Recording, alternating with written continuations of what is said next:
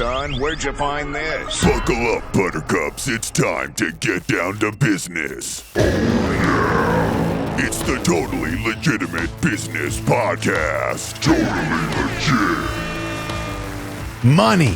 Welcome back, folks. It is another episode of the Totally Legitimate Business Podcast. Today, we have another episode that's been months in the making. Months in the making. It's taking forever to coordinate this, but I'm so stoked to finally have two good friends, filmmakers, fellow creatives, and explorers of the dark, both humor and scary.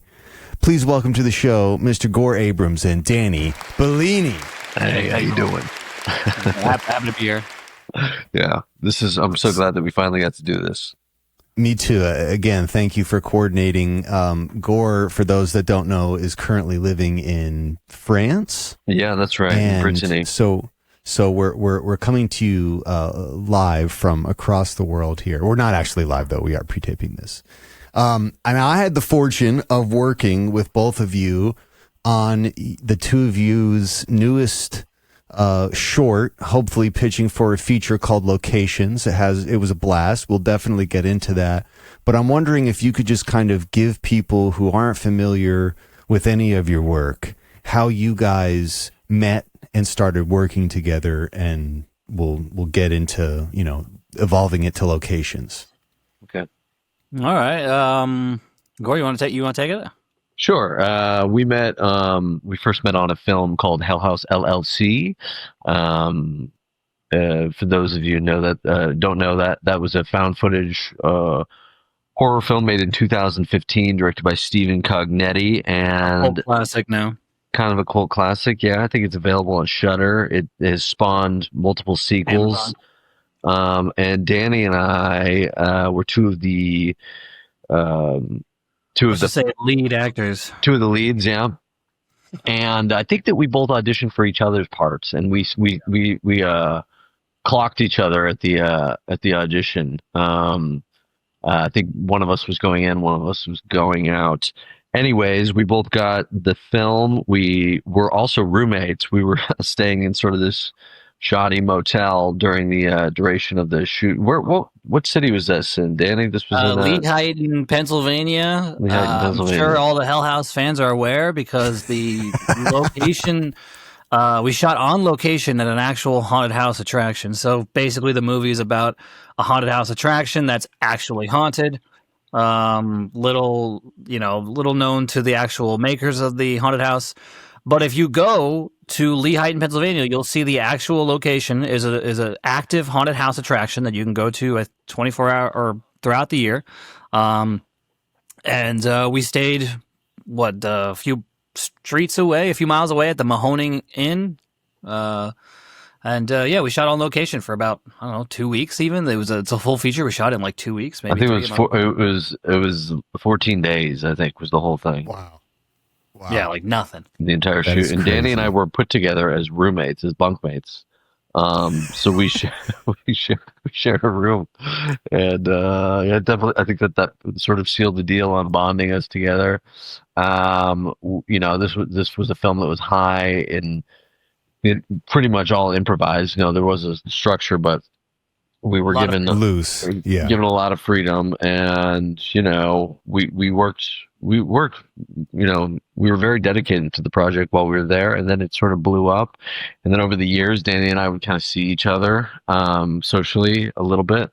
And then we started really during the pandemic, we started exchanging ideas and sharing scripts that one another were working on. And that sort of turned into writing together. And we wrote this screenplay called Locations, which thus far has spawned a short film, which our gracious hosts mixed and mastered, did an incredible job on. We had a blast. Yeah, we had a great time. Well, let me go back and say for those who don't work on films or do this kind of thing, jumping on a project like that, like a feature film project, it's kind of like going to summer camp. You show up with a bunch of people you never met, but you're all here for the same reason. You bunk up together. You spend 2 very close weeks or months together, and then you're bonded for life after that. Yeah, it's just kind of one of those things. And we did 2 sequels, or at least I did 2 sequels. Gore did 1 sequel to the same movie. And so, yeah, I mean, every time we see each other, it's like we're already like brothers, best friends, and just kind of, it's real. It's all there. Well, that's the funny thing is because I didn't realize that you guys didn't know each other at all. No. I thought there was like some kind of some pre-existing relationship between you two. So it was like you were cold meeting each other and just kind of hit it off from the get-go. Yeah. A lot of people on that set were, I think the crew was pretty much Craigslist hires. Aside from like the producers who all know each other, I'm pretty sure like camera, lighting, everybody kind of just like showed up and was like, "What are you doing?" "Oh, I'm doing lighting." "Oh, okay. I'm doing camera." "Oh, all right. Nice to meet you." You know, like. Well, and I think too, it's kind of you guys are underselling it a bit. I think Hell House LLC is a legitimate franchise now. Yeah, definitely in terms of found footage, it was one of the first, and the fact that it was completely independently produced is something that I think is a reason why you have such like a committed fan base. Danny, I've told you this story before, Gore, I'm sure I haven't told you. My wife met Danny and was like, he looks familiar. I don't know where I know him from. And then at some point it came up that, he was in Hell House. That's one of her favorite movies. Wow. Legitimately. So cool. It's one of her favorite movies. And she's a, horror movie connoisseur. I really think that you guys not only meeting there and having that shared experience, but the fact that movie then you saw kind of the fruit of the reward of working on something again, like independently, strictly like a passion thing. You kind of saw like what that could be, right. If done right and hitting at the right exact cultural moment. Yeah. That makes sense. Totally. Oh, for sure. I mean, found footage, it's funny now because I, as a personal, I never was the biggest fan of found footage. I enjoy the few that I really enjoy, but I mean, I've been oddly tied to it. I mean, Blair Witch was a Florida shoot. It was a Florida project where I'm from. They used to tell me it was UCF based, but I don't think it was. That's where I went to college. So I'm oddly a little connection to Blair Witch. Then I do Hell House, and now I've actually got a short film out that I shot like 10 years ago that is found footage that people seem to be really enjoying. So I'm like, all right, let's just hang out in this genre a little longer. I mean, there's a lot you can do with the genre. I think the closer the more vlogging or vlogging and YouTube videos that get generated in the culture, the more found footage becomes important to the genre, because it's just closer to reality. Everybody's out there doing it. Before when Blair Witch came out, I think it was kind of a far reach for audiences to kind of make that connection, but now not so much. Yeah, well, I'm inclined to agree with you. There are a lot, in my opinion, of like found footage tropes that, as the genre kind of exploded, a lot of the bigger productions kind of focused around them. But there are a million different ways. The short that you're talking about, Danny, with the 2 murderers is hilarious just because it's a different approach. It's not trying to scare you. It's trying to make you feel very unsettled, like you're watching an episode of The Office with serial killers, Yeah. Another one, I don't know if you guys are familiar with this. I think it's called the Poughkeepsie tapes. Poughkeepsie tapes, yeah.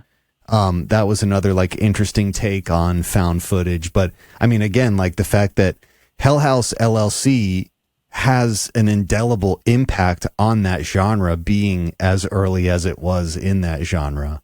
You guys are a little modest and humble about it, but I really think like that is a huge and cool thing that you guys share, on top of being able to creatively align beyond that. Mm-hmm. And that's probably one of my favorite things about Locations is how stylistically different it is from Hell House.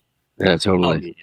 I mean, if you look at our different styles, I mean, Gore and I, we agree on a lot, but we also, Gore's got an affinity for classic Hollywood. I'm over here digging 80s horror.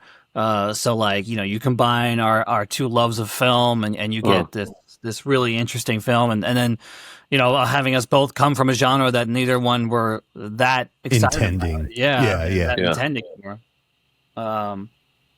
So it makes for a really good project, and I'm glad we're talking about it. We've been really trying to push this thing. It's been a big ride. I know we're probably going to get into every step of the process, but just to throw it out there, we just got word that we're going to be playing at the New York City Horror Film Festival in December.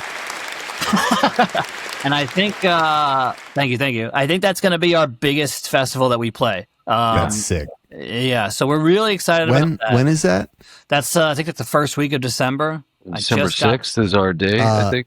Yeah, please keep me apprised to that, because I will be in town and I would love to go to that. That'd be fun. Yeah, we just got the notification for it. So let's see. Did you tell me December 6th, I think, at 2 p.m.? Yeah, December 6th, 2:30 p.m. Let's see. December 6th is it's a Saturday. Beautiful. Love that. Yeah. So that's we didn't know it. We're at that point now with the film where we were ready to put it online. We were ready to be like, all right, festival tour is over. We've done what we can do, and this was the one we were really hoping for. Because we really only had like 2 festivals to hear back from, and this one fingers were crossed. It's New York City, so I'm definitely going to be there. You're going to be there. Gore's going to fly in, maybe. That's word on the street.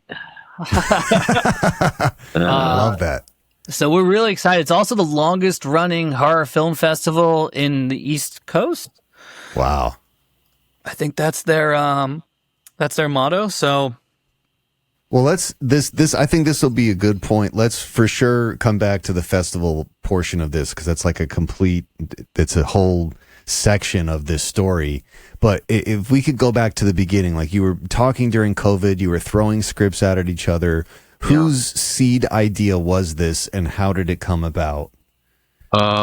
Well, we had shared a couple of different screenplays, and then this one was, I had done a version of this story about an American who's out of place in Brittany, France, but it was much more. It was less horror, more sort of like I almost want to like almost like Altered States or something. It kind of had like a Ken Russell feel, like it was very, very almost psychedelic and sort of like head trippy. And though I think it was, there were some successful elements to it. It was dense. It was very wordy. It was very dense. It was long, and it was hard for people to sort of, the few people that read it, it was hard for them to sort of grasp what was happening, because I was really just writing based on whatever, I was sort of going through during that very bizarre sort of moment in the world, the history of the world. But there was something there. There was a seed there. There was something that was kind of working. And, Danny and I would sort of, we would bounce around lots of ideas. And then I sort of invited him on. I said, would you be interested in maybe trying to sort of mold this into a more coherent horror tale? And he luckily agreed. And I don't think we realized the work that either one of us realized the work that we had cut out for us. I think that we thought we were going to sort of like change it up a little bit, but I believe that we changed the damn near every word of the script, except save for, I believe there's one scene that survived the original draft. What scene? I think it's the scene on the porch with by the moonlight. Where the sisters pumping her breasts. I think that's the only one that's pretty much survived the original script. But so really, we did like a head to tail. We rewrote a different script. Well, now you're being modest. So basically, we're throwing script ideas back and forth. I've got this one about people at a silent retreat being hypnotized and all kinds of crazy stuff.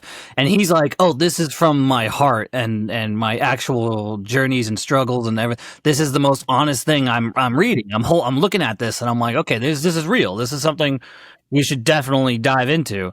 And yeah, it was a little bit more of like, I don't know, like Lynchian, kind of like wonderful imagery and characters without much structure. And yeah, we took all of that inspiration, all of that real emotion, and we built a horror film around it. Because I was reading it and I was like, dude, like, this is scary. Like, there's a paranoia here. There is an isolationism here that I think we should really drill down into. And then when you really look at the history of the place of, St. Malo, in Brittany, it's, there's just so much visual, I mean, I don't know what to say. Those faces in the rocks are all real. They're all there. So the lore is deep. The lore is very deep, visual lore. So you see it and you go immediately. You're like, all right, horror film. Like, it doesn't even matter what the true story is. Let's just make something up, which we kind of did. I mean, there's enough to pull from, and the true story, but it's also the way we write it in there. It's not necessarily to be taken at face value. So we definitely had some liberty with the true story. Yeah, a lot is called into question in the script too, like what is real and what is not as well. And it's sort of like, the stories that we tell, like historically, like where they actually fall on the truth scale. But we did a real chop job on it. And I don't know how many years, we spent years on it, honestly, just like talking multiple times, texting throughout the week, but then we would have like a really solid session at least every Friday where we would talk for just hours and hours and, throw things. It was the best, today's so far been the best artistic collaboration that I've had and the most like egoless and the most just sort of like, same goal and really like eye on the prize, and it's been that way for 5 years. Yeah, totally. And this was still totally remote the whole time. You guys were not totally in the same physical space. Yeah. But yearning for connection because this was pandemic. Yeah, sure. Yeah. Well, that's one of my favorite things about the pandemic is that it really kind of ignited a lot of my creative friends' abilities or desire to collaborate remotely. Yeah. I've been doing that for a long time. Like I haven't physically been in the same room with the people I'm working on with, except for a rare occasion like, with Danny. But for the most part, I love remote. I love it. There are obvious difficulties, time constraints, and sometimes not being physically in the same space is a bummer, but that's super cool that you guys were able. To me, in my opinion, learning how to remotely collaborate is like a requirement if you're going to create art in the modern age. Like just get comfortable with it, not to say you have to do it, but look what you can accomplish when two people, even if you aren't in the same room, if two people are like really focused on completing a goal. Mm-hmm. Mm. Yeah. And really the freedom, because it's like, I don't know if it helps to not visually see a person or something. I don't know what it is, but there was a freedom where it's for someone to just be like, all right, go ahead, talk for 20 minutes. Because we never even Zoomed or anything. Wow. It was only on, it was old school, man. It was on the phone. Yeah. Like, I was just like pacing around. Same. Just like pacing around like my no kitchen. Storyboards, nothing. You weren't like sharing slides. We had our own. He would draw things. I would draw things. Wow. Yeah. He would hear me put my kids to bed every night because we would start like before my kids would go to sleep, and then he would like hear my kid, my daughter come in, he'd hear me kiss her and say goodnight or whatever, and then like we would just go until basically one of us had to leave, which luckily we didn't really have to leave because it was the pandemic. We had nothing to do. Plenty of time. He'd be putting his kid to bed, and I'd be like smoking a bong, and like. I had probably had a few cocktails during those. Yeah. That's the thing too. You kind of lean into the nothing to do, the creativity thing, and that's what I mean to say. Like one of my favorite things about the pandemic, I saw a lot of people that were like losing their shit, and for a lot of my friends who do creative things, the people that leaned into it You know? I did fine. I did fine during COVID. Like, to be honest with you, I wouldn't mind if we all just had to stay home a majority of the time. It really wasn't that bad, but that's because I can sit behind my computer or play my guitar all day. I'm never going to get bored of that. We're fortunate to have like discovered the outlet for ourselves earlier. For me, it was great too. I was super creative. It's the most I've ever written. I edited a feature film. I did so much during the time, but it was also very difficult because I did have a child, and that wasn't easy because, you're constantly, you have to, it was wonderful to spend, ample amount of time together, but it was hard to like be reassuring 24/7, like the world was like kind of on fire, you go outside and it was just crazy shit happening. And it was all right in France, but still, like, even just like having to entertain a kid, like 20, find stuff to do, find ways to, it was tight. It was challenging. Yeah. But I did have, it was a bit long, I thought, the pandemic, but I got a lot done. Hopefully the next one's shorter, I don't know. So what? So you guys have spent a couple years kind of like taking this idea to, gutting this script, reformalizing it or reformatting it to be something that works for whatever your collective vision was. Mm-hmm. And I'm guessing that kind of takes us up until when the world starts to reopen post-COVID. Like at what point did in your mind go from I'm developing this idea to like, okay, now we got to start a spreadsheet for logistics. How do we make this happen? Now the world has reopened again. Our options are once again on the table. How do we approach it? Well, I think there was a practicality element to our personal lives. I had to get a job. Gore had to go back to work. And I think we got to the point with the script where we were like, all right, we're very, very happy with the script. Let's take a break. Let's walk away from it. Incubate. Let it incubate. And there's only so much you could do with a screenplay, really. I mean, it's not easy to make a movie. It's not easy to raise funds. It's not. So I think we started submitting it to some festivals, and then we took a big break from it. But I think we both came back and we're like, this is the best thing we've ever written. What are we gonna do with it? Like, what's next? Yeah, I think that one of our, mottos throughout the writing process was always like, we wanted to surprise ourselves and we wanted to, like, if we'd seen something done before, get it the fuck out of here. Get out. We were always trying to set up obstacles for ourselves to be like, okay, so like, what's the most interesting thing that could happen in this next turn of events, something that we've never seen before, but we would love to see. The kind of thing that you're like, oh, I would love to see that in a movie, but because it doesn't exist, it's probably not okay to exist. And we try and just embrace that and over again. And I think that, we got to the point where we were really happy with the way that it was laid out. And it was getting a good response. It did kind of well on Coverfly. And then what is Coverfly is like a screen. It's kind of like Film Freeway for screenplays. Film Freeway is basically where you can apply for different, you can submit your film for different film festivals. Coverfly is just another website where you can, it'll host your screenplay and you can pay to submit to different screenplay competitions. It placed pretty well. And then ranking. Yeah, and then Danny came to visit me in Brittany to kind of just take stock of the land. I also met a cinematographer, Nicola, who is just sort of like a total analog head. The 16 millimeter, this is his specialty, and we just sort of went out with him and we just shot sort of elements. We didn't really have a narrative structure. We just sort of shot elements outside. Danny chipping away at the rocks, things like that. Just sort of like horrific imagery or mood, kind of. I don't want to say it's horrific. Camera tests. Camera tests. I mean, you get to the point where you're like, what can we do? Right. What does this look like?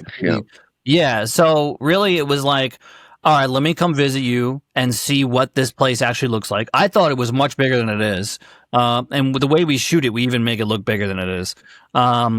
But I remember I brought my whole camera gear for really no reason because we were shooting on film anyway. And, you know, I show up and we meet Nicola. Nicola's incredible at what he does. He's a huge cinephile. He really knows what he's talking about, what he's doing.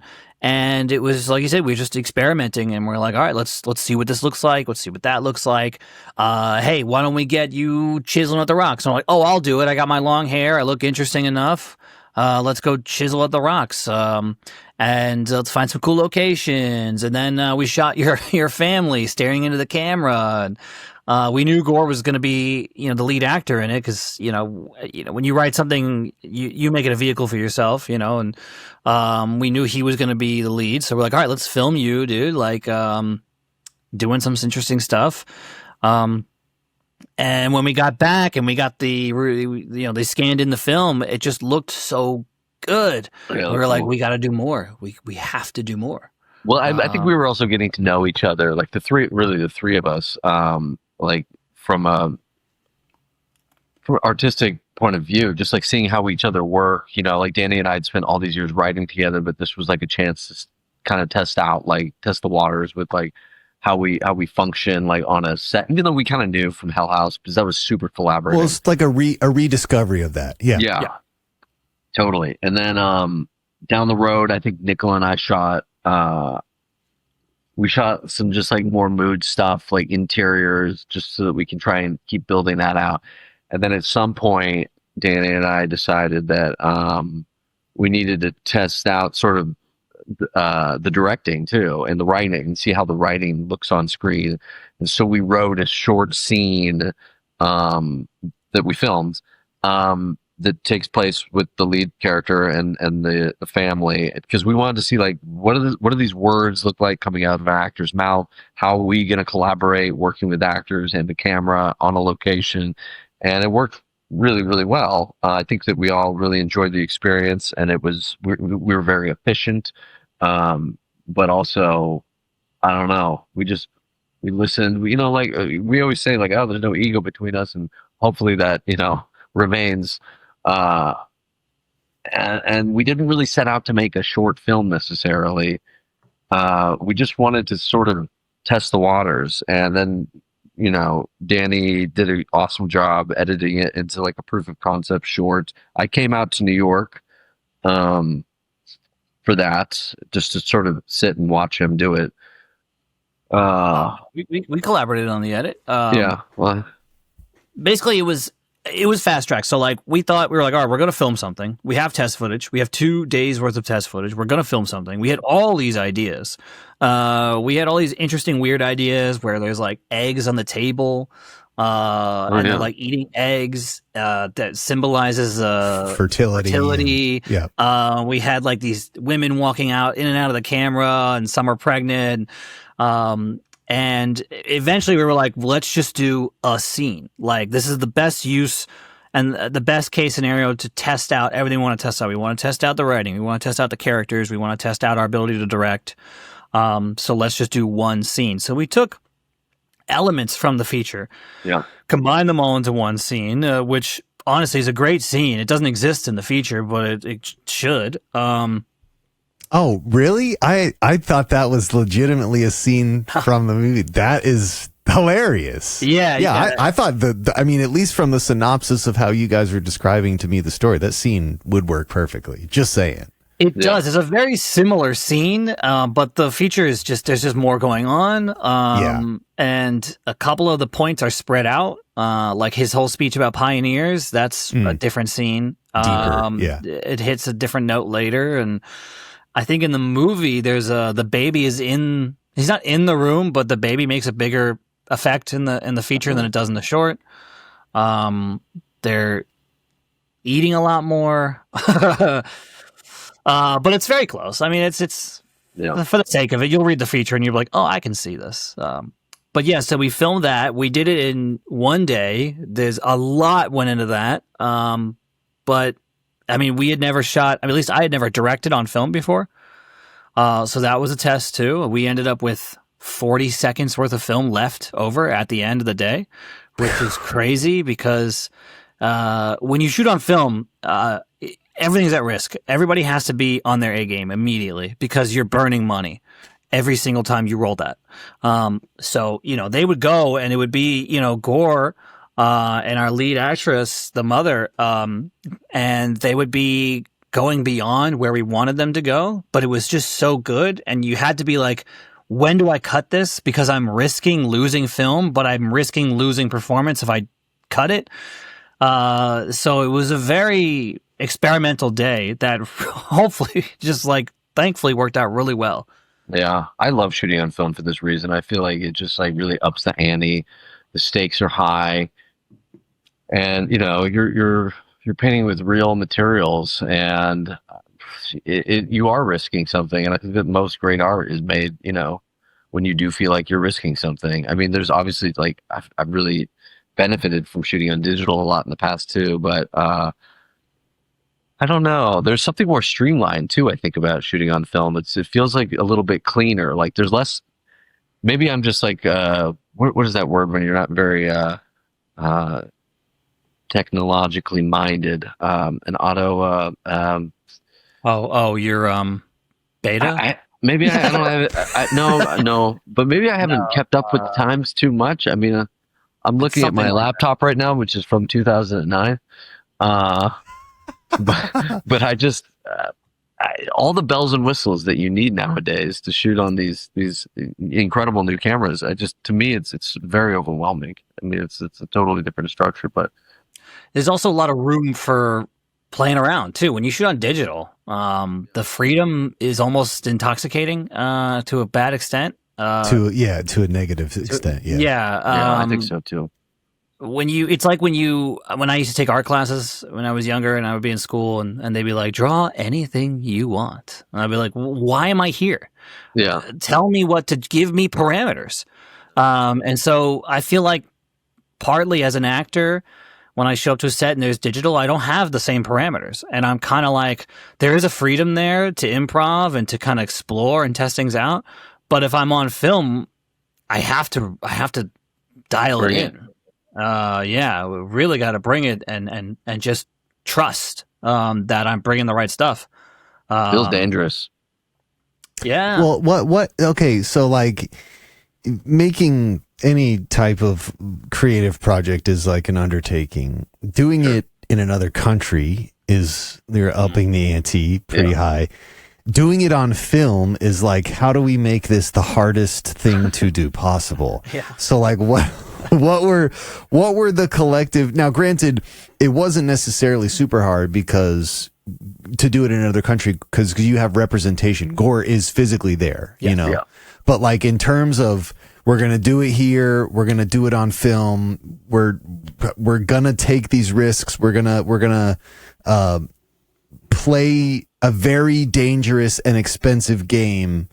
What were some of your concerns? Yes, we know that things went well, but what were the concerns going into that? Fuck, if we fuck this up, how badly does this wreck my next year? Was that not even a thing? Were you guys just so confident with it that you're just that is a worry, but I know we got this. So let's what were we risking really? I mean, what's the risk? That just time and money. Wasting time and money, or feeling like you've wasted time and money. I guess I felt confident enough that we weren't going to waste time. Because I don't know, we're not careless about it. We really are particular. We talk about it a lot. We put a lot of prep into it. Ton of prep. Yeah, a ton of prep. Danny and I are talking all the fucking time, and Nicola is right there with us. And so, we were pre-lighting the day before. We were very everything was very well thought out. So I guess I didn't feel like we were risking time and money. I mean, sure, it's an expense and it was coming out of pocket, and that is a little stressful, but it's not like, we were making this for ourselves really, so that we could whether it was to prove something, but also to help take us to the next level maybe, but we weren't expecting to really get anything out of it outside of the satisfaction of having made something and proven to ourselves that we just could do it. I think. Yeah. Does that make sense? Yeah, totally. Yeah. I would think the biggest risk was burning trust. I think what I worried about the most, trust in our partners, trust in that Nicola had with us, trust that his team had with us, trust that the actors had with us. Because as far as the product goes, as far as our money and our time goes, we were going to make something out of it. I mean, being an editor for as many years as I've been, I was confident that no matter what we had, we would develop something from it. Yeah, we would make it work. So I was really just worried about burning out those favors we were asking people to work with us for less money and to take these risks. And we had already, like you said, it was coming out of our pocket, but we had already kind of agreed that we would spend money on this. We knew, which is interesting because I guess we never thought about raising funds for this because once we started getting into the submitting, we were looking at all these other films and a lot of people were raising funds for their shorts. And then we kind of looked at each other and we're like, why didn't we do this? We don't know how. We're so bad. We're so bad at raising money. It's crazy, dude. Like, well, but then also like even if you go the crowdfunding route and you don't offer people any insight or input, they can't like influence what you're trying to do. They're just giving you money. There's always the fear that like, fuck this. People gave me money to do this. Like I have to do this right. Or like, there's like this weird pressure and then it stops being this thing that, like you said, you're trying to do just to say that you did it. At a bare minimum, I just want to say we were able to do this short film idea in a different country on film. And if I can do that, I can do anything.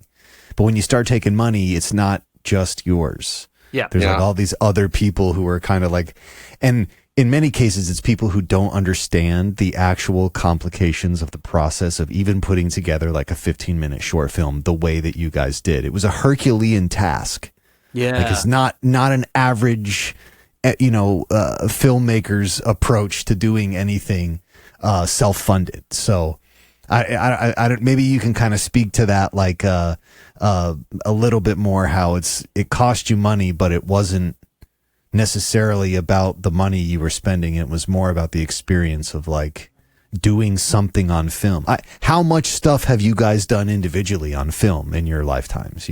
I've shot a few short films, but a long time ago, to be honest, like when I was first starting out on film. I did one 15-minute short film on film. I guess that was it, really. But I've worked with film cameras on other people's shoots that I wasn't directing, but I've always loved it. I've always loved the format and kind of like, I'm so intimidated by these new digital cameras that like, to be honest, like I don't even like, I'll just fucking shoot on like DV or VHS because I'm just like, this is something I can understand because and not that I can properly operate a film camera the way that I need to, but I feel like I can have those conversations easier than I did a short on like the Red, and when I got back to footage to like edit it, like I had to have a whole new fucking system. Yeah. And it was so discouraging to me that I was just like, I don't want to do this. Give a shit, about any of this nonsense. Like, this is not fun. Like it took away the fun for me, and so like I just wanted to get back to that, and I just love this aesthetic, and I think we always talked about it being on film. And then once we sort of like got Nicola involved and Filmatique and where we buy the film and where we rent the equipment and where we sort of like just accidentally sort of like started building a community that was analog centric. Yeah. And it sort of just became, honestly, by this point, it has become like it's more accessible to us than almost any other way to make this movie. And I do think that there's something to be said about like, people are always like, oh, you're crazy, the price. And I'm like, I know, but you do like, time is money, right? And like, you are going to save time because you are not going to fuck around. Like every second that you're shooting with these things, you are going to be prepared, and you are going to, we also want something to separate us. I mean, just saying it's on film separates us from a lot of other projects out there. I mean, not to mention we wanted to challenge ourselves. Everyone always says to challenge yourself. So we, of course, film is very challenging. I've only worked on film in front of the camera. I did 2 shorts. One, of course, it didn't get finished. We were talking about that earlier. Never got to see it, but I was an actor on film, and I did another one in college where I was an actor on film, but I've never been behind the camera on film. So that was a huge challenge for me. But you know, when you watch a film and someone chooses to do it on that medium, it just something changes in your view of it, in your response to it. We wanted that. We wanted people to know we're like, hey, we're putting a lot of time, a lot of effort. We're really going to prepare as much as we can for this. We didn't just show up and shoot. And nothing says that better than the medium you're choosing. So I guess that was just kind of the thing. And also these rocks, it wouldn't look as good digital, I don't think. There's no way it would look as yeah, I think once we did those camera tests, we sort of fell in love with it. We were just like, this feels right. Film is also forgiving too. I've talked about this before. There's a good amount of continuity errors that no one notices, and it's because of the medium. Something about the medium of film, you can just bury continuity errors in there, and you'll see it on old movies. And you'll be like, like, oh, I didn't. I'm always laughing at the continuity errors in all the Scorsese movies. Yes, he is the biggest. They're horrible, but they're some of the greatest movies ever made. So it's like, who gives a shit? Yeah, exactly. Yeah, it's kind of the same thing for audio too. There was like a lot of forgiving elements of the medium and kind of the same approach. Like, you didn't fuck around in the studio. You went in and you had 5 minutes to record. You had one shot. They don't have enough tape. You're not overdubbing hadn't been invented yet. So everyone gets in the room and it's like, everyone needs to do this shit right. And those are like 50% of modern popular music, like at least up until the 80s or 90s, once digital starts to make its way in. And there's just as many hilarious complaints that we could say. It's like the analogy to audio is very, very similar. But I just do want people to understand even renting a Red camera, that is now expensive. It's very expensive. Very expensive. Right? And so when we're talking about what you guys spent on film stock, really, like, even doing with film, the most intense part about it is finding people that can operate it, because it's such a niche thing anymore. But can you speak to just a little bit more about the logistics and cost, rounded up numbers, like what you spent to make, just to give people an idea of like how this shit happens? I can look up some. And I know Danny's got a spreadsheet somewhere. I do. I'm always making spreadsheets. Good, I'm not even good that one of us does. Yeah, no, dude, it's a vital role. I'm not. This really isn't me normally. No, he's been bullied into this position. Yeah, we're constantly learning and teaching ourselves new stuff. Let me see. I wasn't even prepared. I have the whole budget.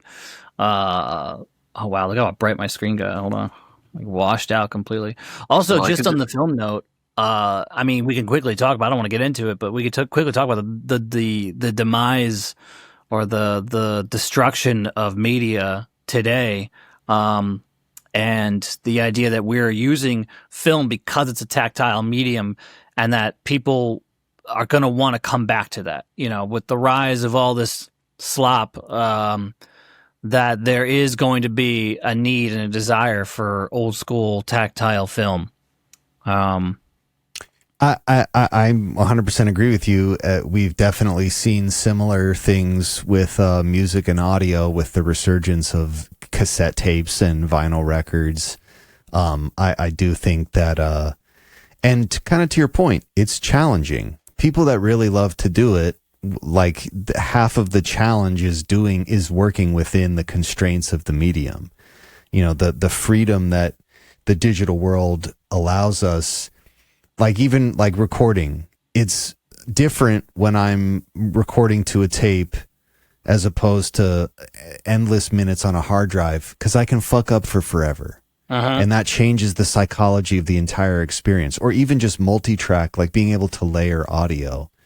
I'm not necessarily, you couldn't get more concerned about just having a cool thing and being able to play it, and lost in like, I'll just keep adding layers. It's like that scene from Walk Hard, the Dewey Cox story, where he's like writing this song that just continues to change key and add elements. It's like, that's what digital can do to you. But yeah, I think people know. He's going back on tour.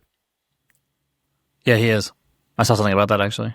I don't know what that means. God. But Dewey Cox is coming back. Let's see. I can tell you what we spent on the short, but I'm looking for what we have prepped for the feature to get an idea of how much per roll. Well, I know per roll is about 375 euros or dollars, I guess. Euros for 400 feet of film, plus developing. No, that includes developing and scanning in like 2K or 4K. Yeah, digitizing it to a 4K. And that's 400 feet will get you about 11 minutes of film.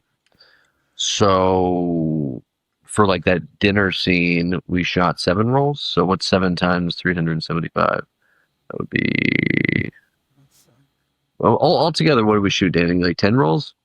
Something like that, yeah, 10 to 11. I have in the budget, it only costs us a little under $2,500 for the film stock and processing for the short.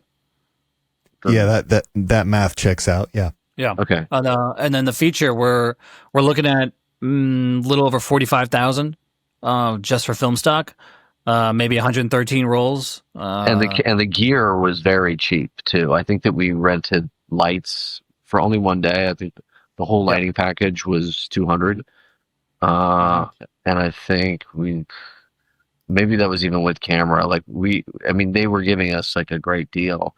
Because, Nicola, who's the cinematographer, also works with these guys.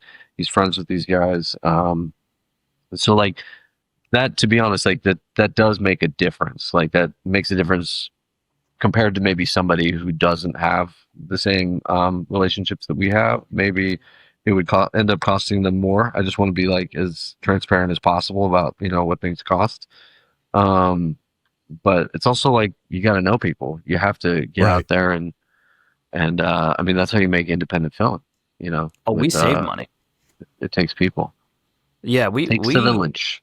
I mean, we've been talking to a lot of different short film productions, directors since we've been touring, and we're on the low end, cost-wise. When I talk to someone, I tell them kind of where our budget was. They're very surprised every time. Because you would think with the film stock and being that we're in France, and you're like, no, we're pretty good about it. Like, we know what we're doing. Yes, we called in favors, but no one worked for free. I mean, I guess we did. But I shot a film on the red camera that was about 16 minutes, about 15 minutes, and I think that was a $30,000 film. Well, that's what I was going to say is like when you work with film or analog tape, you're working within constraints. You know that from the beginning. Like, this is the hard border. We cannot exceed this. Mm-hmm. Yeah. When you're doing shit on digital, you just get a new hard drive. Yeah. So what would have been no longer than an 8-hour day on analog film now becomes a 12, 14, 16-hour day on digital, because it's like, well, we'll just keep getting shit, Let's just save it. Let's just bank it, and we'll sift through it in post. Another take for safety. Another take for safety. Yeah. I hate that. I hate that word safety. I hate I do it all the time, and because I don't do creative video for my day job. I do a lot of I understand that, yeah, video capture, and so I do work digitally a lot, but it's like the same thing. People, I don't know, I'll hire a camera team to do a job, and they'll ask me questions like, do you want me to shoot on 8K? Do you want me to give you raw footage and an S-Log? And I'm like, dude, we're not making art here.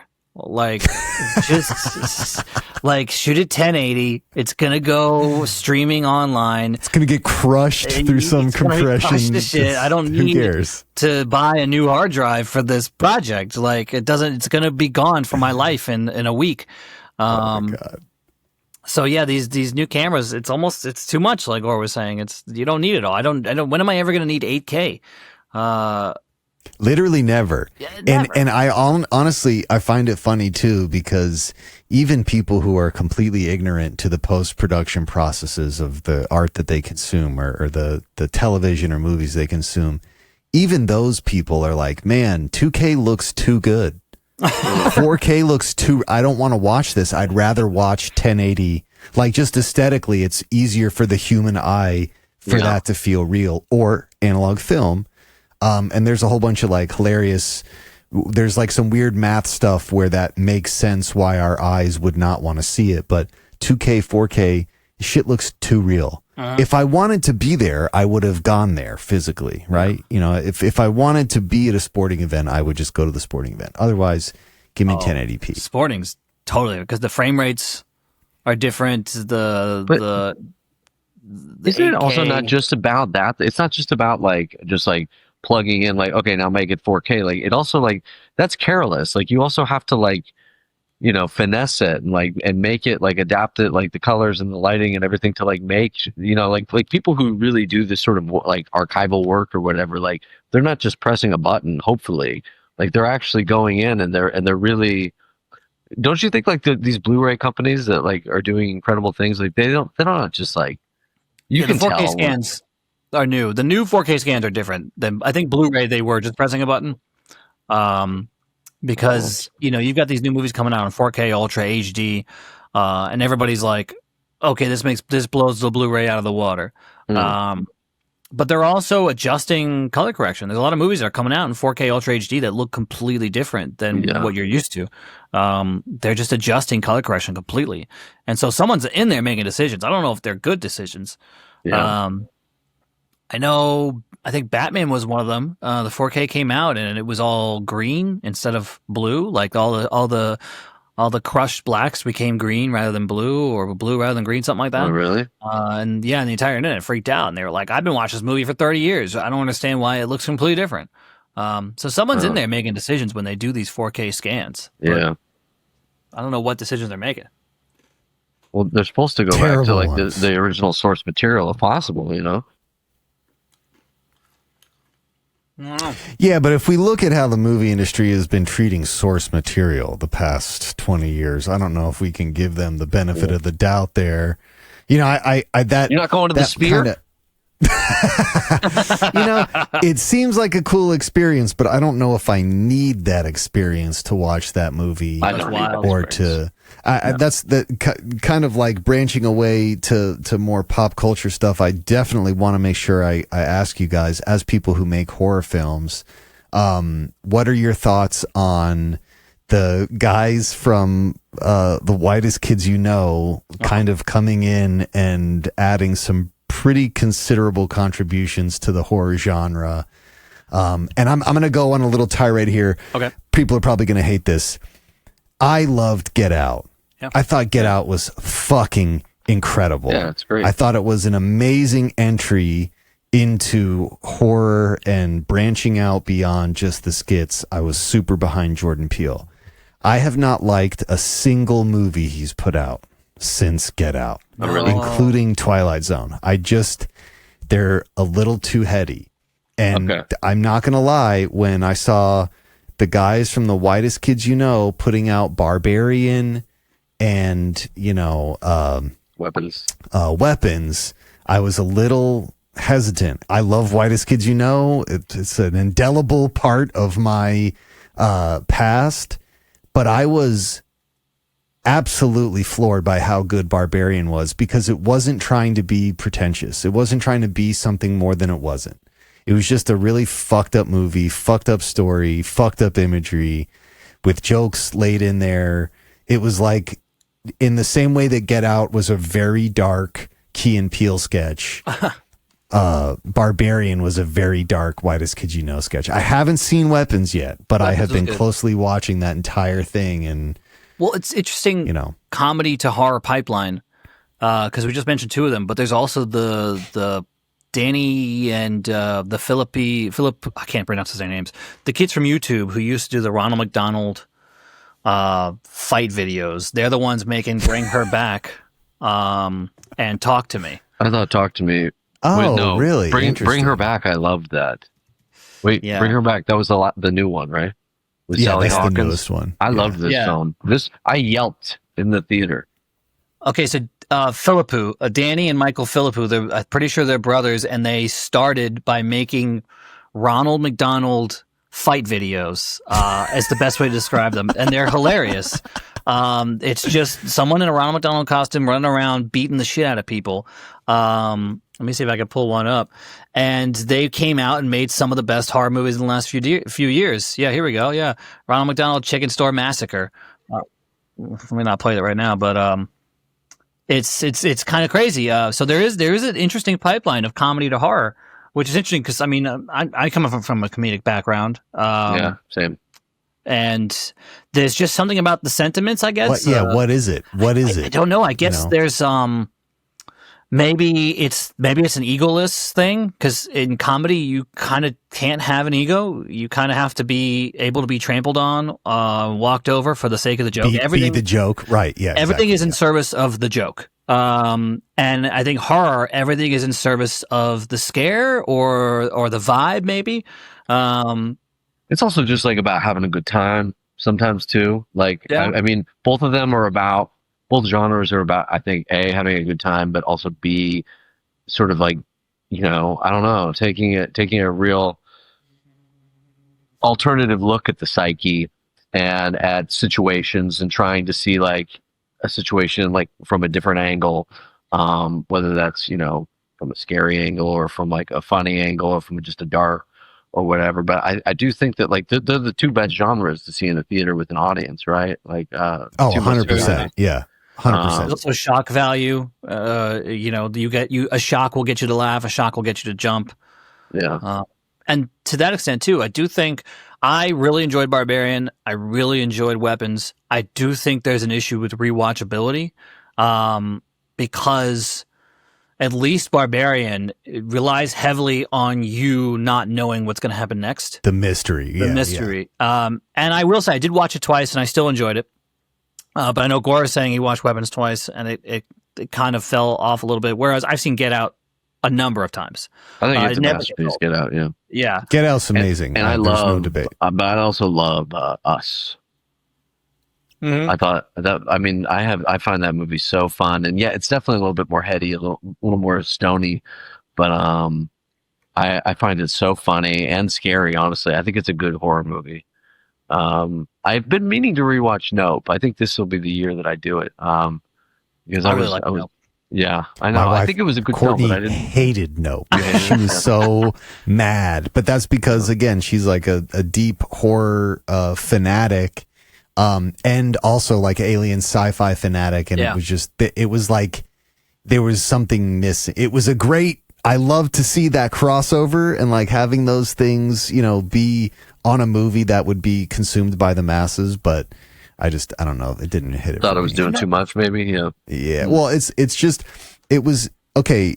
And like, it sounds like I'm shitting on Jordan Peele. Like, I don't care. Like, I hope he has nothing but continued success, but it's kind of like M. Night Shyamalan, right? So you come out with this one thing, and if you watch Key and Peele, that show, there's a million comedic skits that are framed as horror. Yeah. Like he could make a million movies just like expanding on skits from that show as horrors or comedies. But I think going into it, he had this idea of like, well, let me see if this translates. And it translated so well that everyone started saying he's the new like M. Night Shyamalan. His films are so layered, and I don't know if they needed to be as densely layered as they get after Get Out. Like they get very, very cerebral after that. And there's just a point to me from when I'm watching the movie where it's like, just fucking scare me. Like, if I want to watch a psychological horror movie, cool, that's great. But don't sell it to me like it's going to be this horror movie and then have it be this other thing. Yeah. And then, like, I don't mind reading about movies after the fact. Uh-huh. I'm more inclined to read about the production of a movie. But if after a movie I felt like so compelled by the story, I'll read analyses of the story and people's interpretations of the story. I don't want to have to do that though. See, does that make sense? I don't want to have to do that. Like even The Shining, like I can watch The Shining. I don't have to read into any of the fucking fringe shit that people get into about The Shining. But I'm excited I've watched 237. I love that documentary. I watched it too. You know, I just don't. There's a point where I want the movie just to like fuck me up. Well, it has to be worth it. You know. Too. Yeah. I'm kind of the opposite. I don't know. It's hard because I enjoy thinking about a movie afterwards. I enjoy unpacking it. I enjoy looking it up and being like, what did this mean? And I think it's a matter of if it works on both levels. Yeah. I was following along in the middle of Nope the whole way. From that intro with the chimpanzee, immediately I was on board. I was like, okay, they're making a statement about using this person for entertainment value and the risks of what that's going to take. And that theme carried throughout. So I was kind of on board with it the whole way. And when I went to go watch, right after I was looking at Brigilda and I was like, so this meant this and this meant that. And she was like, I didn't get any of that. And I was like, I did. And I loved it.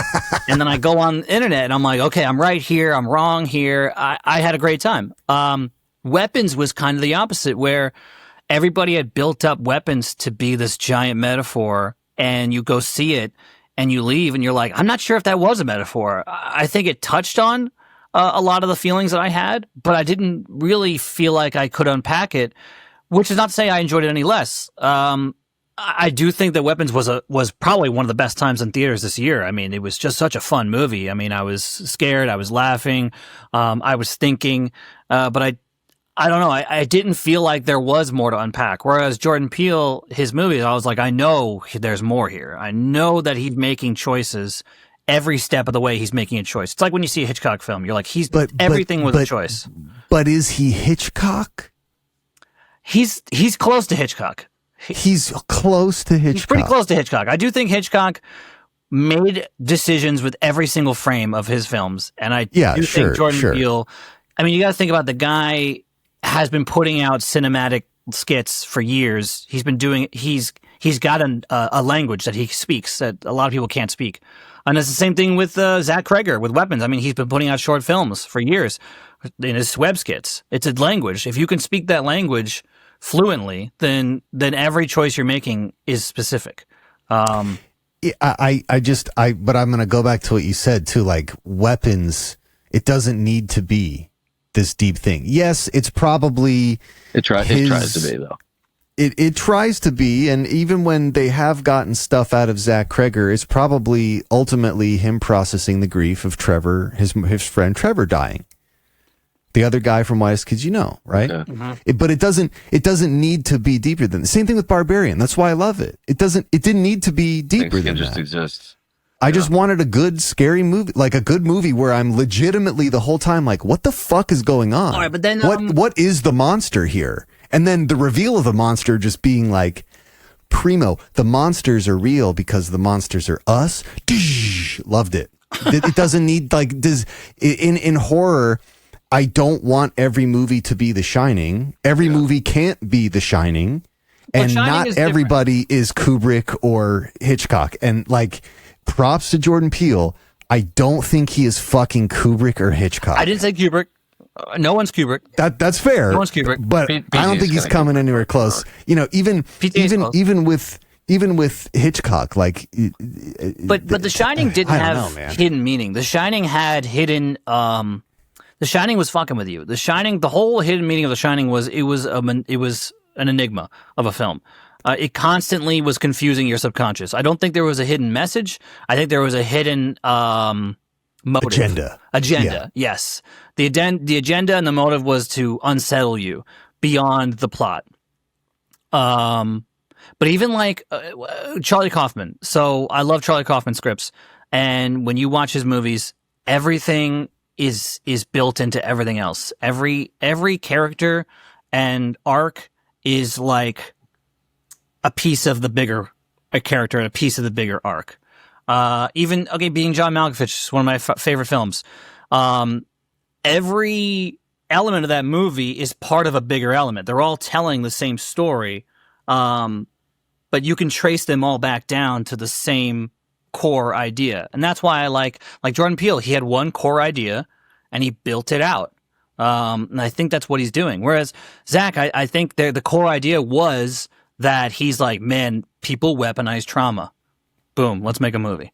Yeah. I mean, that's Locations. Locations is, my fear of permanence, of being a permanent part of my displacement from who I am to be who I'm going to be, whether that be through fatherhood, through joining a new family, from moving from America to France.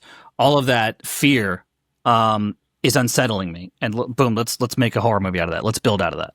Yeah. And that's the enemy in Locations is permanence. The faces in the rocks. Accountability. Yeah. Accountability, permanence.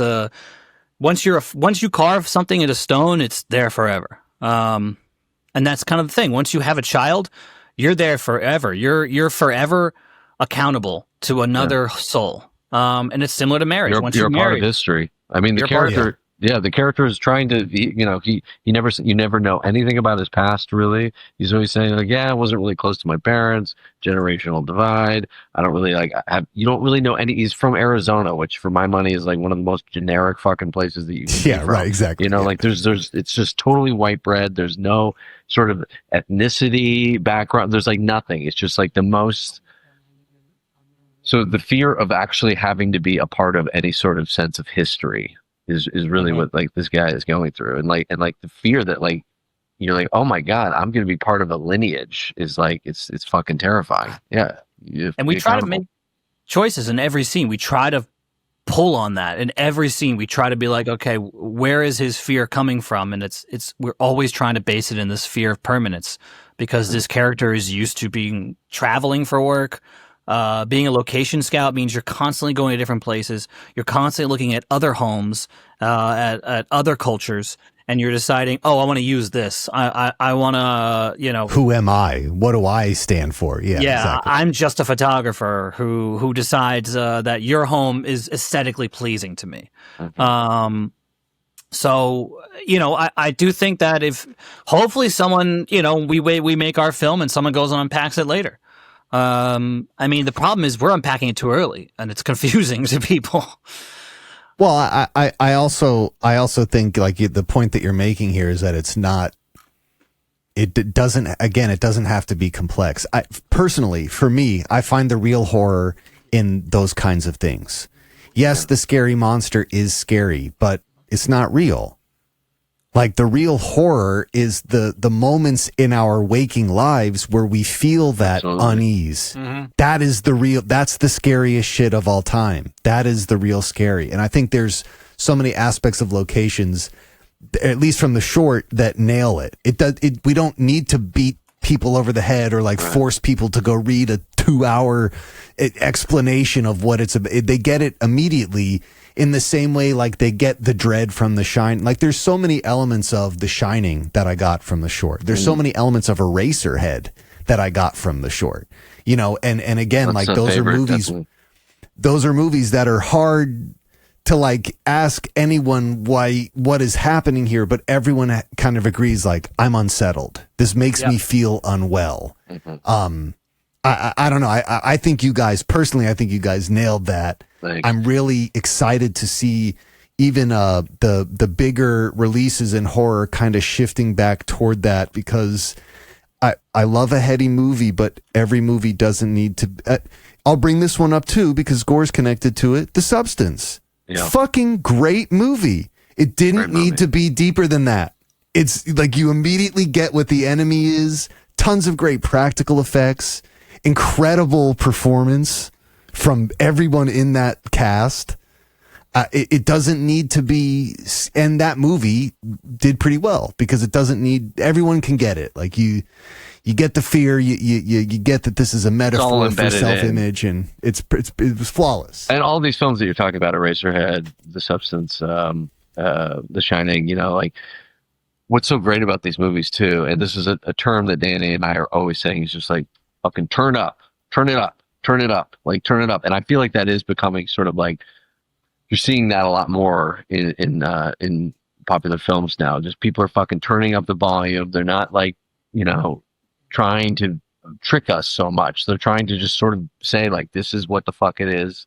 And treating the audience like the intelligent beings that, some of them are. Well, hesitation there. Very delicate landing there. Yeah. Thank you. I include myself in that. I am also kind of interested that were those things happening for you simultaneously, Gore? Like, were you dealing with the substance while also trying to independently produce a movie on film? Or did they happen with enough space between each other where it wasn't that did happen, because I shot that movie a couple years ago, and I read the script for that without going into it too much. Like, I remember reading the script for that, and I and thinking, oh my God, if this movie is anything like what it looks like on the page, this is gonna be fucking insane, like totally crazy. But I hadn't really read a script like that I had ever seen sort of like actually end up the way that it did. I was like, there's no fucking way they're gonna do it like this. It's gonna, and it totally is, and more. And so when I got that, I was like, I don't know what the fuck is gonna happen with this movie, but it's gonna be pretty cool. I think like I'm gonna be proud to be, a part of it. And then it just fucking was humongous. But yes, I guess Danny and I have been working on this for 5 years, and so that is definitely there was some overlap. Yeah, there's definitely been overlap. Even visually, we because Gore's, he shot his scenes, but when the movie came out, they have a similar visual style at points to ours, because they're eating seafood with the close-ups, and we have the very similar scene of seafood eating in a close-up. And I remember we were both like, what happened here? Like, if you weren't also in it, I think it'd be fine, but you're also in the movie, so it looks weird. Close-ups of sloppy eating. That's a tried and true mechanism of film. Yeah. Come on, storytelling. The Substance wasn't the first film to ever do that either. So it's an effective mechanism to convey whatever you're trying to convey. Mm-hmm. But when you are making something and you haven't totally made it yet or released it yet, all of a sudden every good movie and bad you see, you're just like, son of a bitch, they fucking stole my shit. Like, I'm fucked. I've seen it in so many. It's been 5 years we've been working on this. Yeah. I've seen so many films now that I'm just like, son of a bitch. I just saw the Brilliant one battle after another. I've seen it twice. Yeah, and there was a couple of things where I was just like, shit. Like, well, we can't do that. And I was talking to my brother about that, who's also a filmmaker. And he was just like, "Oh, I had the same thing with this and this." I was like, "Fuck!" Like, but that movie just has so much in it that it's hard to. I think a lot of people are going to feel that way. But, yeah. So it's tough. You feel like you're in a race. You're like, I got to get my movie done so that people don't think I copied everybody. Feel like a race. Yeah. I for sure, that is a component, especially of modern creation. But I think we've definitely gotten away from the idea that like all of this shit stems from a similar source. Like, all the stories are just the Greek stories that have been repackaged with different characters, right? No one's saying anything new, especially in Western music, that no one is writing anything new. There's only 8 notes, and most of the combinations that work are still used to this day to sell music. Mm-hmm. Sure. I think the same thing applies to film. I've never looked at any, like, that's the point of consuming art, is to see cool shit. And if you're lucky enough to also be a person who creates it, why would you not want to do shit that worked? You'd be proud of it. Tarantino's proud of it. He says all the time. He's like, I steal shit all the time, put it in my movie. And I don't think anyone would say he doesn't make solid movies. Exactly. Right? Yeah. He has a particular way of like picking the things that he likes from all the things and putting them, repackaging them into one. I don't know. I think that's how really effective storytellers like have an impact on a thing, but then it, influence the how many storytelling people have made serious contributions to all mediums of storytelling, and the best people that are still kind of revered as the best, they got it from somewhere too. Yeah. You know what I mean? Like they weren't pulling out of a fucking magic hat. They saw something in it. From that, they inferred what they created. I don't know. That to me is like, unless you're ripping off the actual words, unless you're ripping off scene for scene, I think homage is the word that I would use. And I would say like that's, well, you know, I don't know. That's an important part of the evolution. And you're putting it through your own filter too, and your own voice, and you know, hopefully it's gonna be resounding. It's the famous quote. I didn't realize who said it. It's attributed to Picasso and Oscar Wilde, but basically, good artists copy, great artists steal. Talent borrows, genius steals. It's been done for hundreds of years. It's sad to put it that way, but that's what it is. I mean, it gets buried in your head subconsciously, and you go out, you write something, and you're like, oh, I just wrote The Shining, you know, like I didn't even realize. It's in there. But again, I mean, that's kind of the point. That's what artists do. They're inspired. They take inspirations and they go make their own. I mean, we watch so much content. I mean, I watch films all the time. I watch so many movies. Yeah, same. And I'm constantly getting inspired by them. All the time. And I don't think there's anything wrong with that. I mean, here's like a good example I always think about. It's like, I'm a really big Woody Allen fan, but also Ingmar Bergman, and he obviously takes a lot from him. But there's a series of Woody films where he was kind of trying to make a Bergman movie, and even employing Sven Nykvist, his cinematographer, and shooting it in like a Bergman style, making them sort of like these chamber pieces.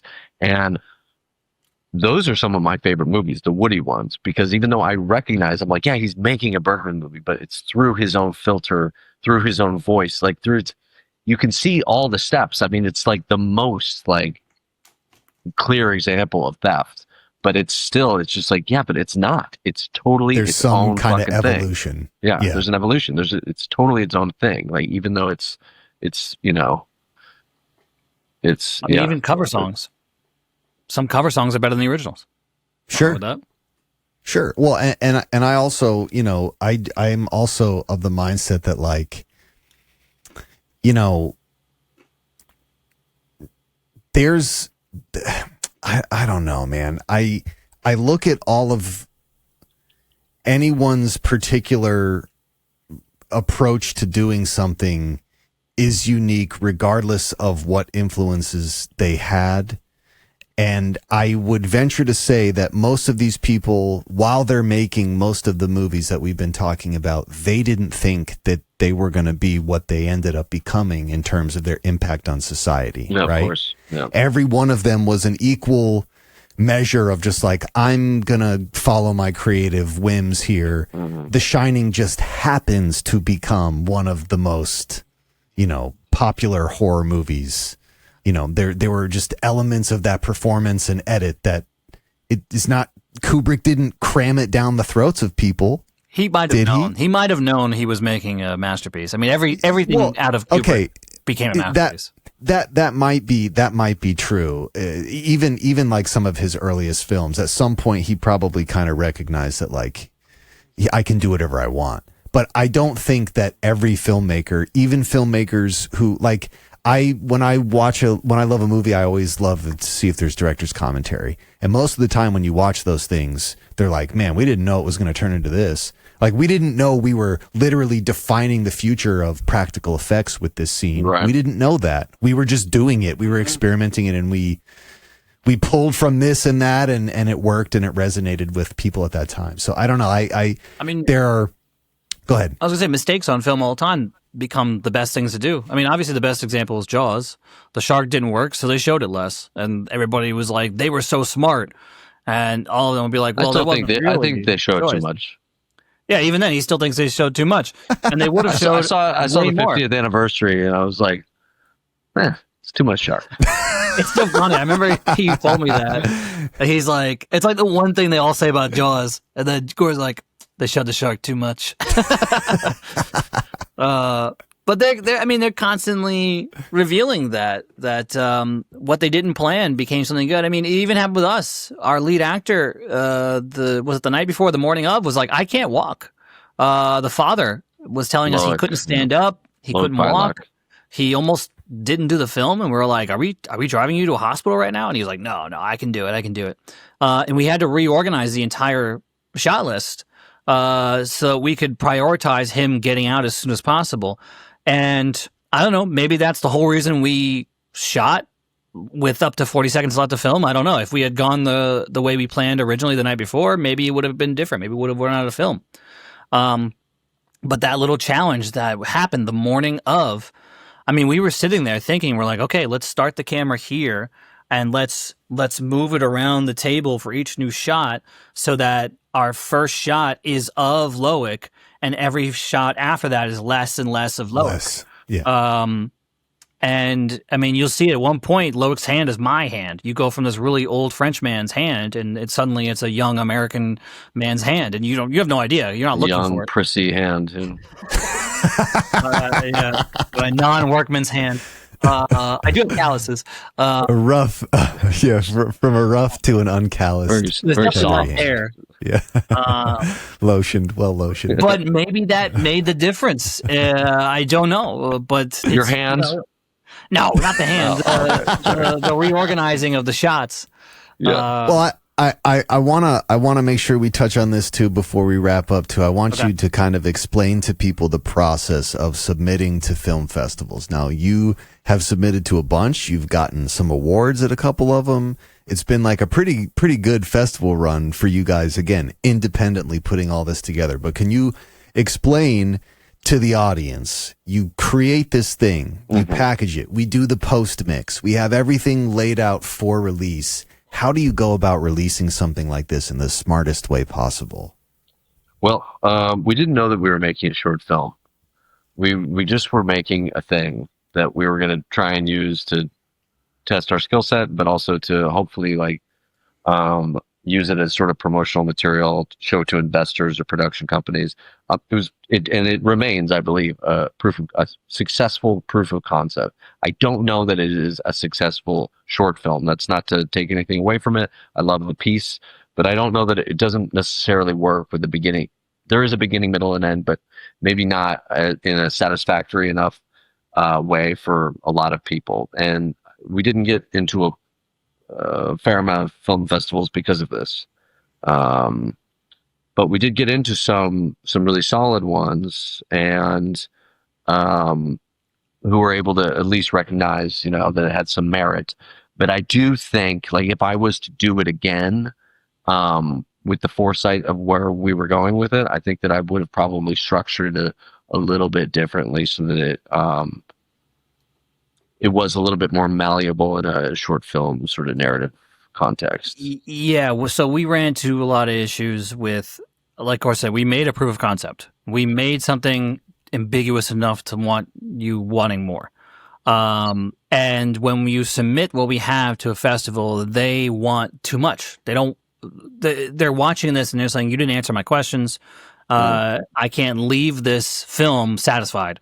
I'm leaving this film wanting more, which is not what someone wants from a finished project. I mean, if you go and see Weapons and you're like, I didn't understand anything, I want more, explain it to me. It's like you said, it's not satisfying. It takes away, it takes away from the experience. I do think if you see our film, we do bookend it with the other visuals of the rocks and the faces and everything.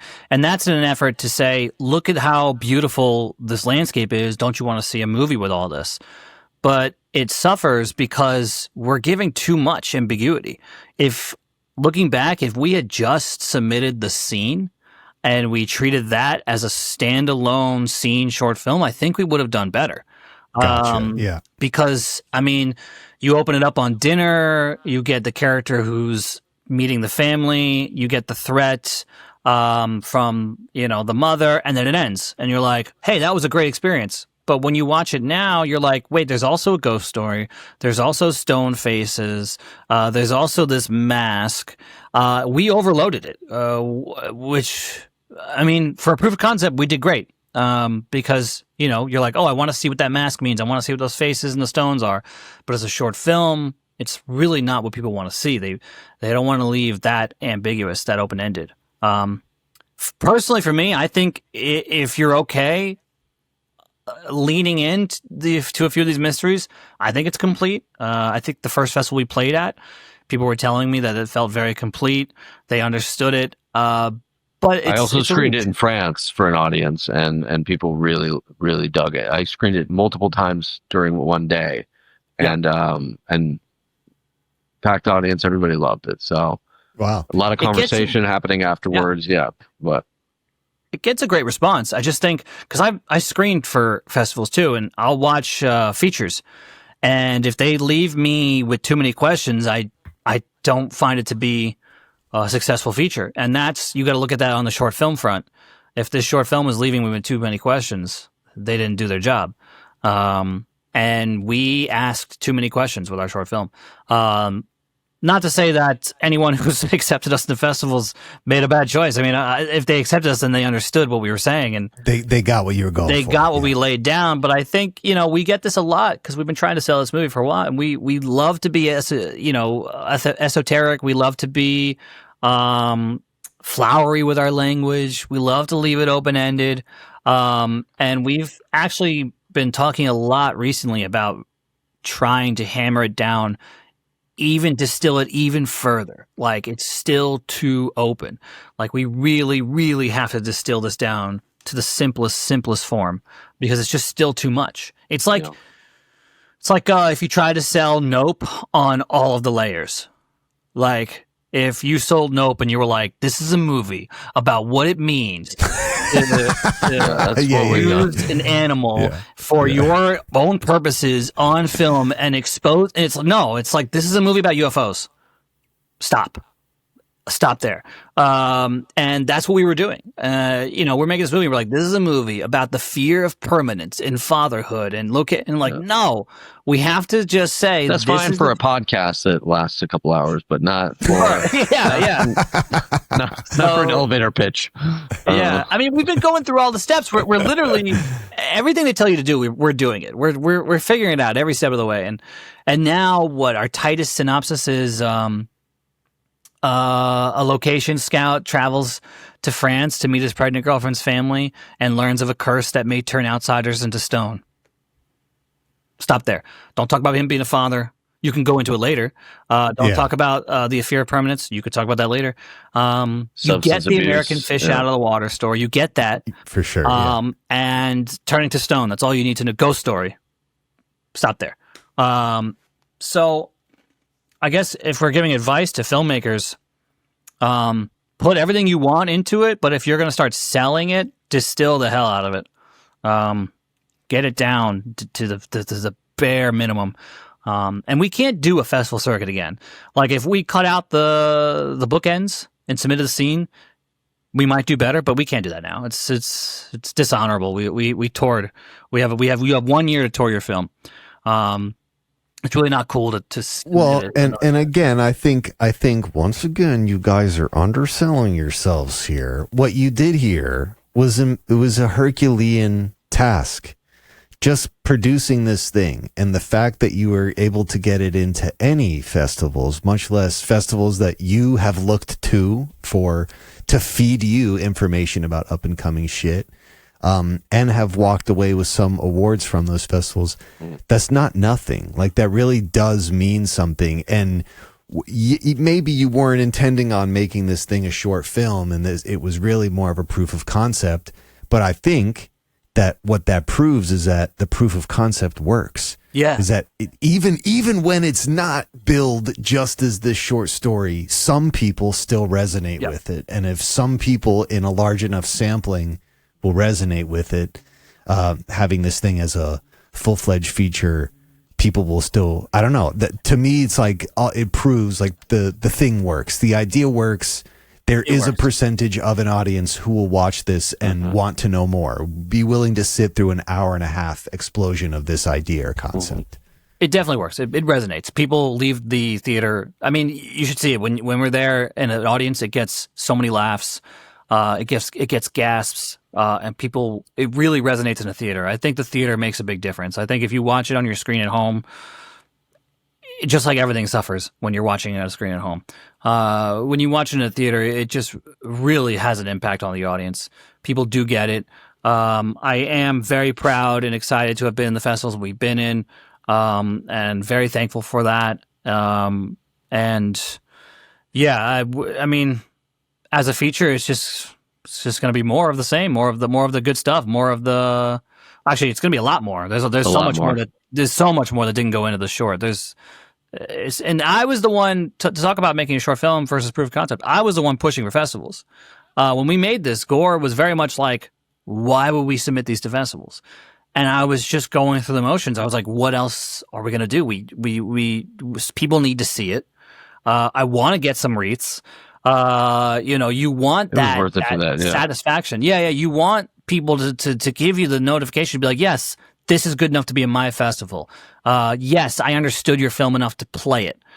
You want that, what's the word? Validation. Validation. You need the validation. So while we could have just made a proof of concept, we kept going. We just kept pushing it. And yeah, we've, I think 5 festivals now. We won a cinematography award, best cinematography award. Hopefully we win some more awards at our next festival in December. But just being there, just being able to talk about it. And now we've kind of expanded our reach too. I mean, we went to Cannes just to go. Well, we weren't in Cannes. We went to Cannes to be there, to say, hey, we're making a French film, feature-length horror film. We are filmmakers. We have a film under our belt that people really like and people really resonate with. So here we are.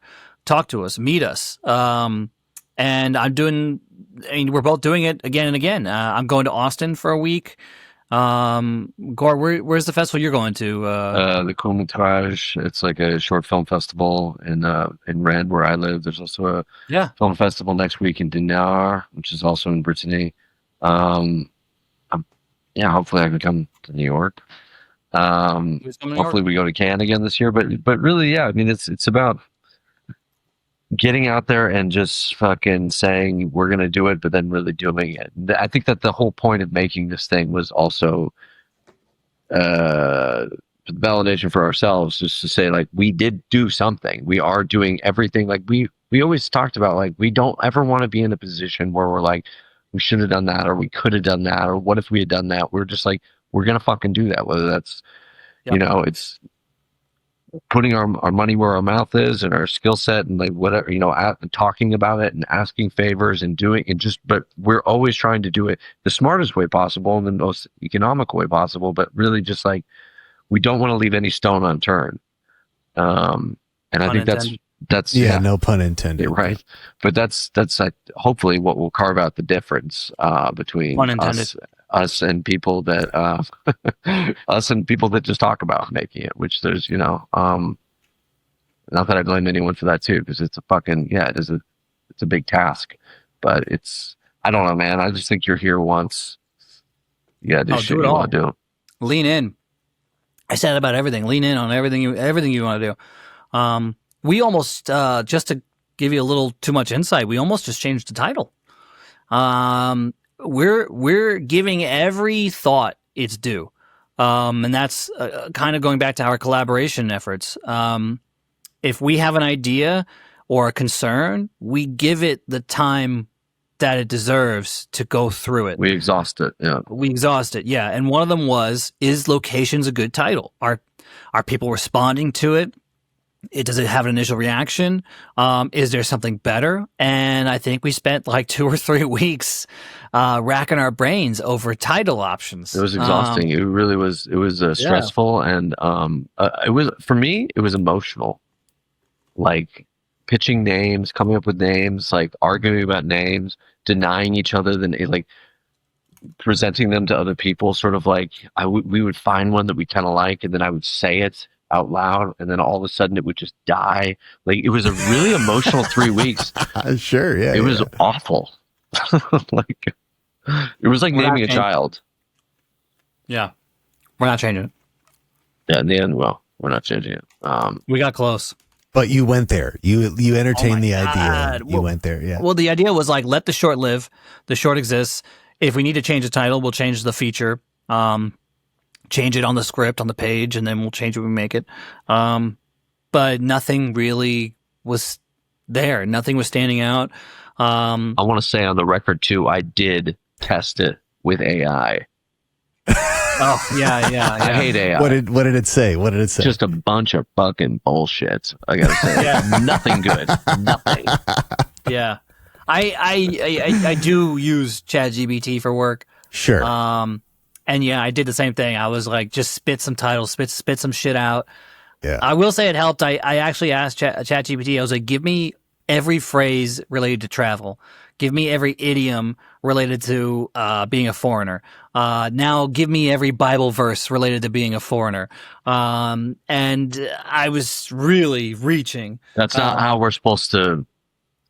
That's not how art is supposed to be made, I don't think, man. Because like I did the same thing, and it was just like it was all just nonsense and garbage, and really, or like even where it would get in my head, and I was like, wait, is that like good? And then I would test it out on people, like the best ones, and they were just like, oh my god, like that is the worst fucking shit I've ever heard.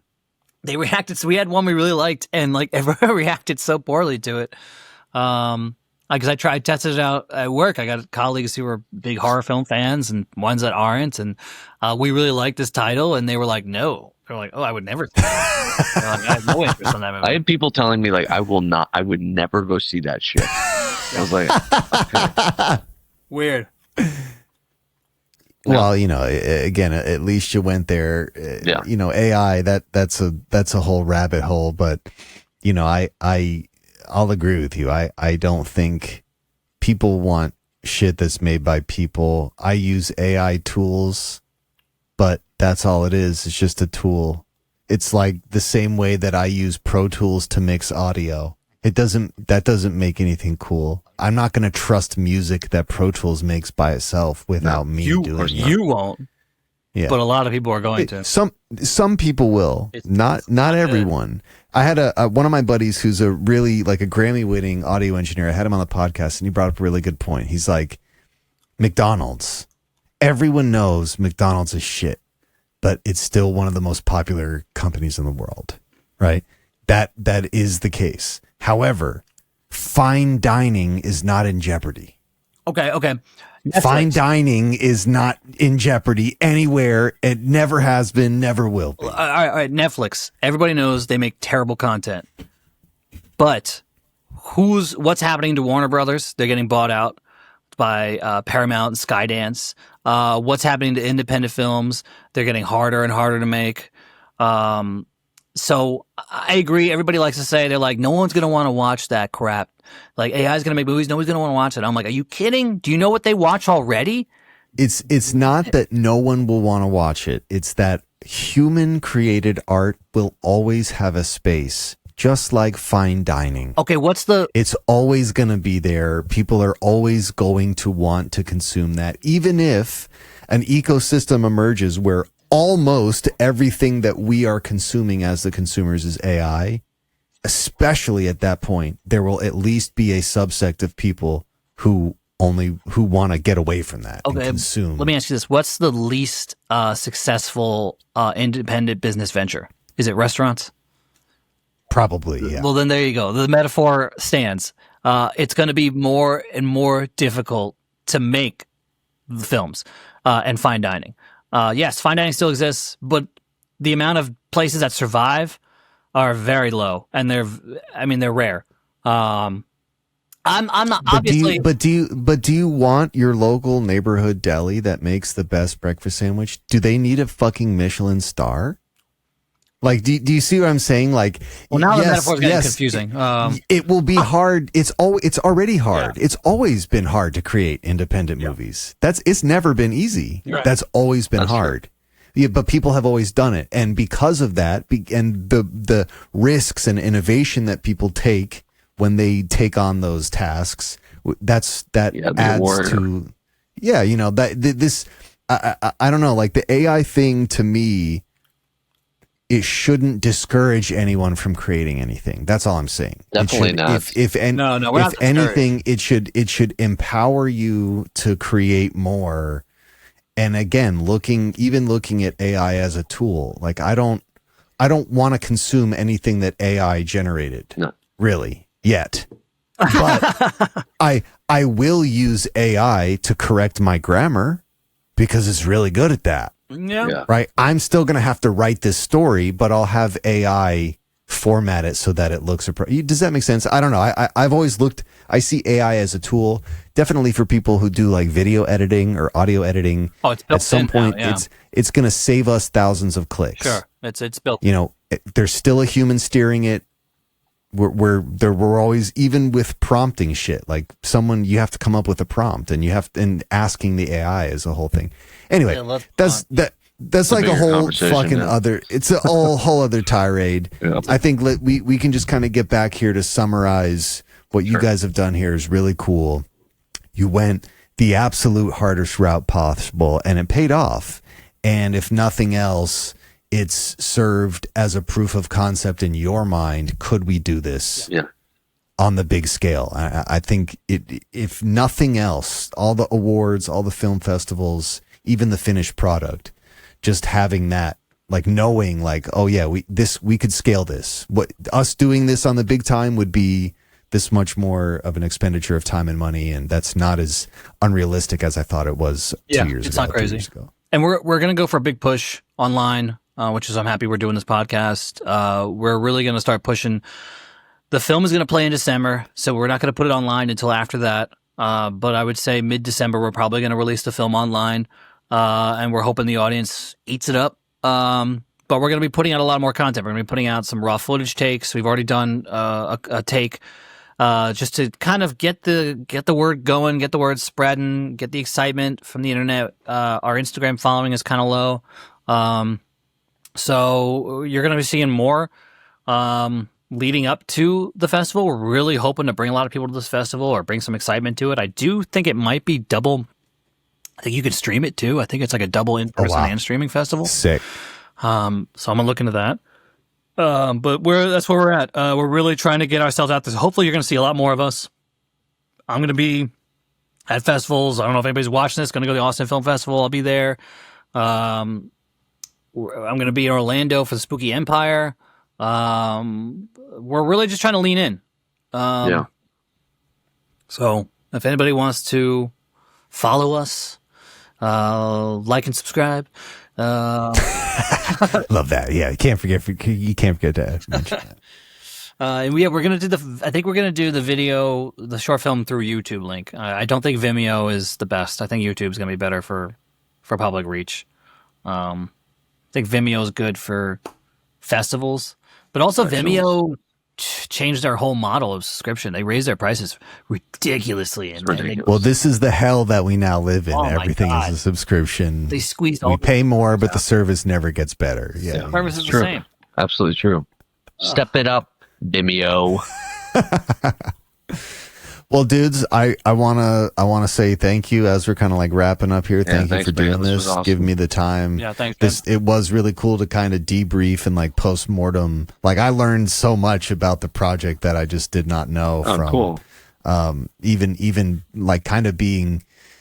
Danny was giving me updates like along the whole process, and there's still just like a whole bunch of lore I didn't know that it was really cool to unpack. And it's really cool to see what the movie is doing. I'm super stoked that it's kind of getting received and even exceeding your own expectations, and excited to see what you guys get into next.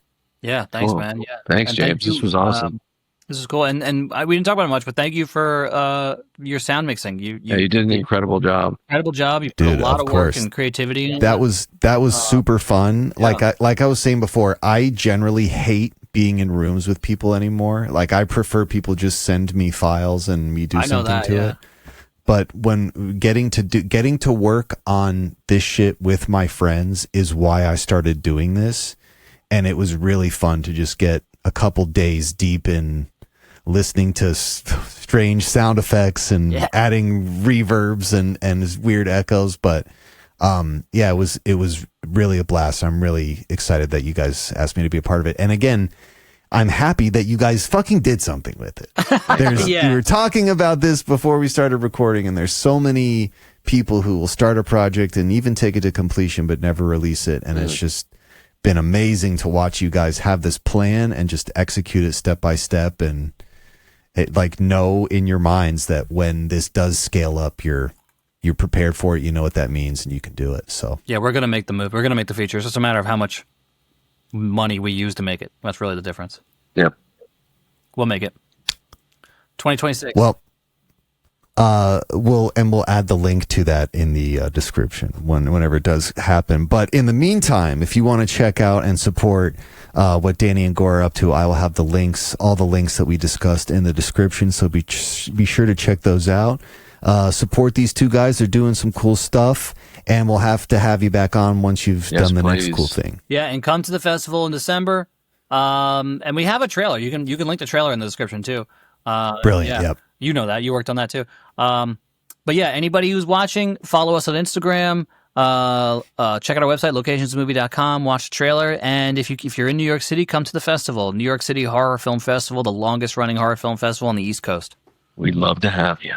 Yeah. Delicious. All right, folks, this has been the Totally Legitimate Business Podcast. Thank you for listening. Like and subscribe. Check out our guests' pages, and we'll catch you on the next one. See y'all. This has been the Totally Legitimate Business Podcast. The end. With your host, James Oliva. Executive producers, Clint G and James Oliva. That's obnoxious. Sound design, mix, and master by James Oliva. Literally no one cares. For more Totally Legitimate Business, subscribe to our YouTube channel at Totally Legitimate Business or add us on TikTok at TLB Pod. When will this end? Thank you for listening. Now get back to work. Move it along, buddy.